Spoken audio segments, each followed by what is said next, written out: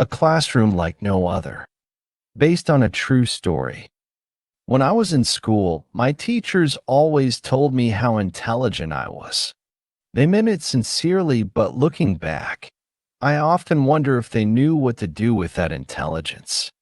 Strangely, as the years went on, my classes grew smaller and hairier. Each new placement seemed more peculiar than the last. By the time I reached high school, I found myself in a class with just 6 students. One of them looked like he'd taken a wrong turn from a lumber camp.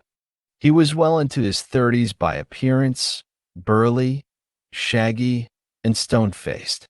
Every day at the end of class, he'd rise from his desk like Frankenstein's cousin and calmly show the rest of us how he could kill a man with his bare hands. "One punch," he'd say, "and you're dead." As a wiry 120-pound boy, that declaration landed hard.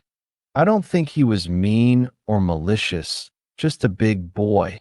And old. He'd been there a while. To make things stranger, we were allowed to bring in music during class. I brought Next Position Please by Cheap Trick, perhaps a subconscious plea for a new position to die in, or maybe just another position to be punched in as that odd class demanded. To me, every day in that room felt like an episode of The Munsters with a dash of Lord of the Flies. Eventually, I'd had enough. I never returned to that class.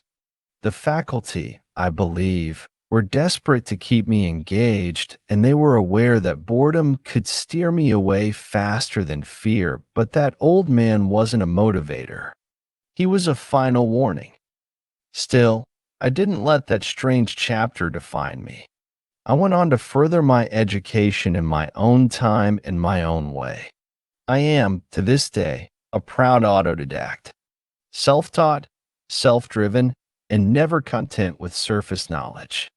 Books became my teachers, and experience became my curriculum. To that hairy fellow, wherever he is now or whatever classroom he still roams in, I offer this counsel. Never share the secrets of your power, because in doing so, you reveal your weaknesses. Real strength doesn't announce itself.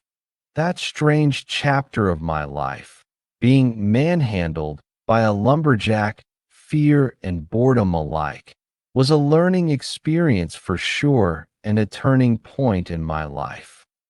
The moral of the story could be: life's strangest lessons often come from the oddest places, but fear should never be your teacher. And power that depends on intimidation is power already lost.